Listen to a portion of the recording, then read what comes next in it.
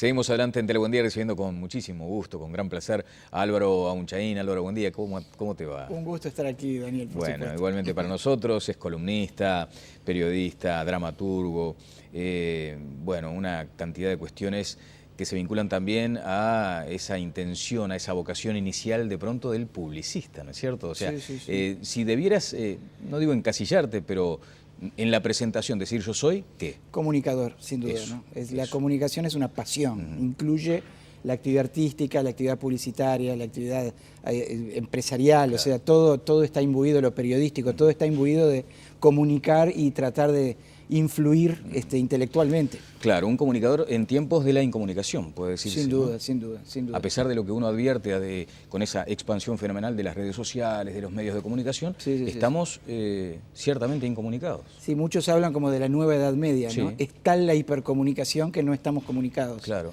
Es un fenómeno interesante y además otro fenómeno inquietante del momento actual es la impunidad del anonimato que promueven las redes sociales, ¿no? A través del anonimato se dicen cosas de las que nadie se hace responsable y que forman opinión.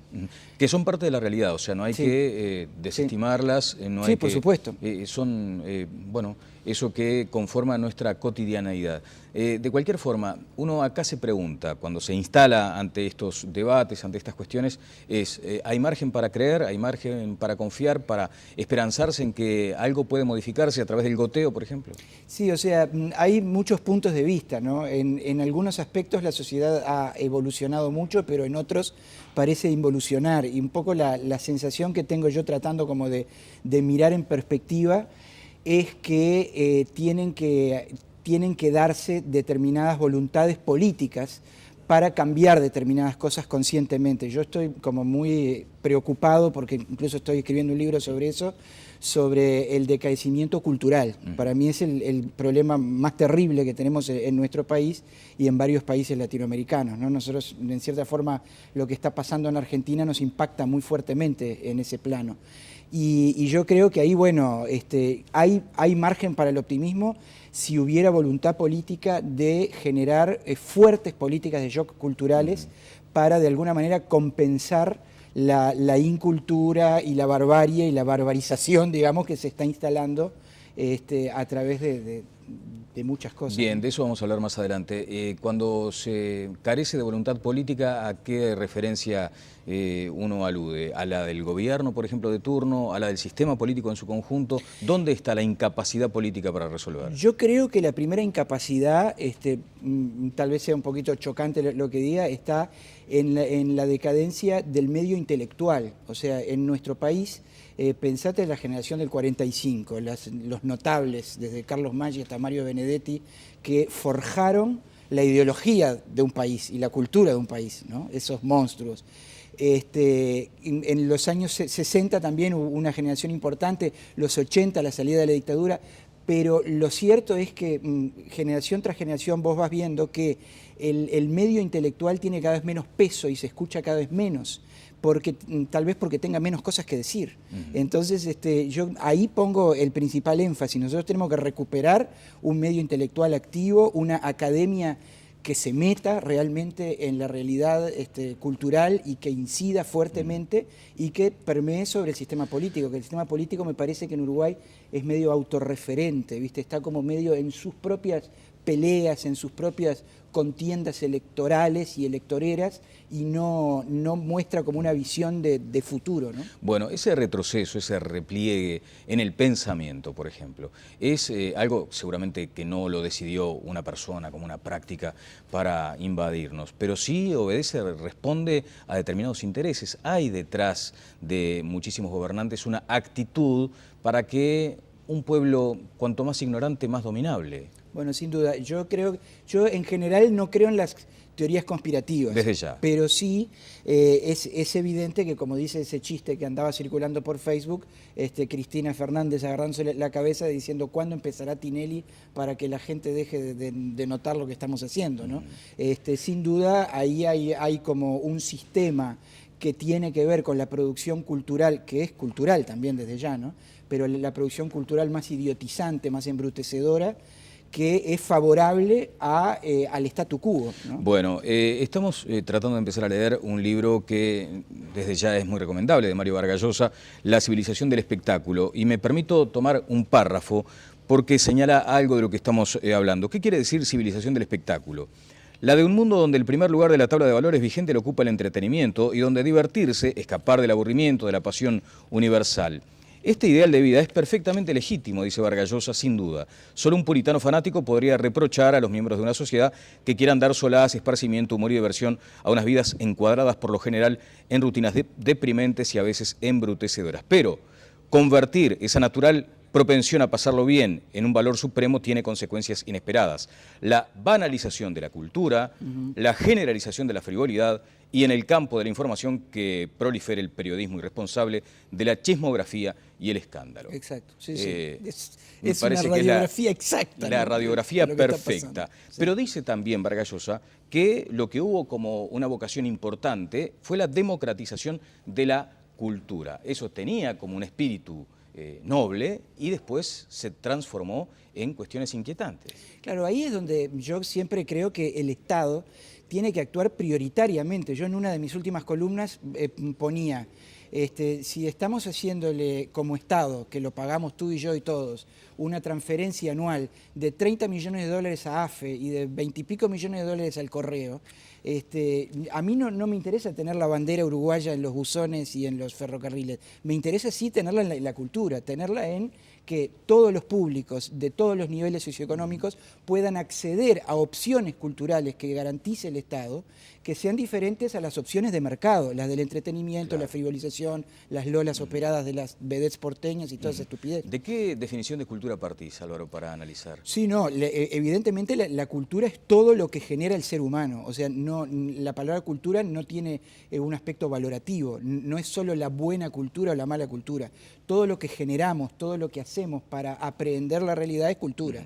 La importancia está justamente en combatir desde la cultura académica estos avances y avances de lo que yo llamo cultura lumpen, que no es una cultura lumpen porque la hagan los lumpenes, sino que es una cultura lumpen que está presente en toda la sociedad, que banaliza, como bien dice Vargas Llosa, idiotiza, embrutece, nos hace cambiar las escalas de valores, pensar que es más importante un entretenimiento tonto donde una persona se ríe de otra, que por ejemplo un humor que sirva para modificar a la sociedad, ¿no? Bien, de esto creo que habla también en este tramo de la entrevista a Vargas Llosa que le realizó la agencia EFE. Veamos. A ver.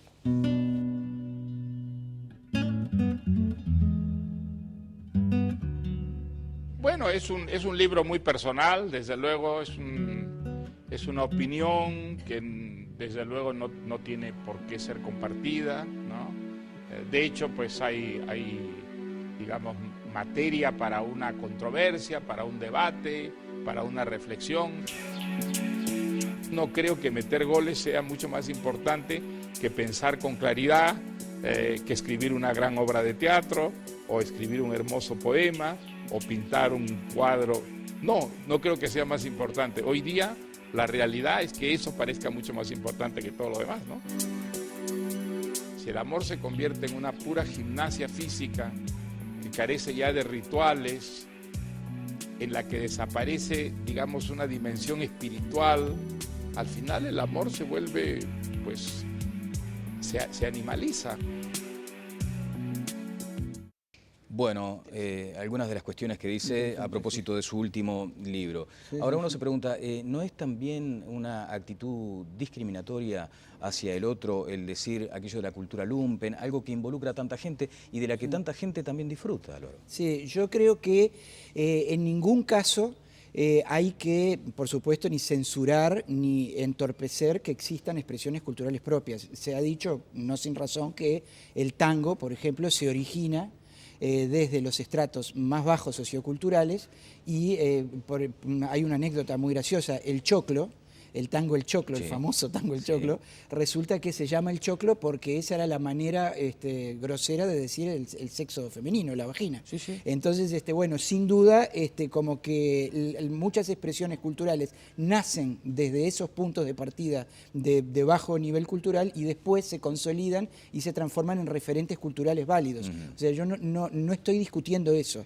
Lo que sí me parece importante es que hay vastos sectores de la ciudadanía, generalmente los sectores más vulnerables, que solo se exponen a Marcelo Tinelli y a la cumbia villera. Cumbias villeras que son sexistas, discriminadoras, se exponen, por ejemplo, a una barra brava de un cuadro de fútbol que se burla en un cantito de que mataron a un hincha de la otra barra. En fin, esa realidad, esa especie de microcosmos donde mucha gente crece, incide claramente en su formación y en sus expectativas, y es lo que termina generando esto que estamos viviendo. Una sociedad que es fragmentada. Una sociedad fracturada, ¿no? Donde hay, por un lado, gente que entiende que hay que quitarle a los que tienen porque es su derecho, y por otro lado, gente amedrentada que se llena de rejas para que no le quiten lo que tiene. Sin duda, si nosotros como Estado pudiéramos tener una actitud constante y consistente de estar difundiendo valores que están en la cultura académica, en la cultura tradicional, sin decir no pases más cumbia villera, ¿no? Pero mostrando que existe Mozart y que existe Shakespeare, cambiarían las cosas. Vamos a ver algo que puede llegar a ser una referencia de un repliegue de las autoridades, de quienes tienen a su cargo los gobiernos de determinadas áreas, en cuanto a justamente eso, la pérdida de algunas cuestiones que estaban muy bien. Veamos este tape, que además tiene música, ¿no? Eso es lo más importante, porque a eso queremos apuntar.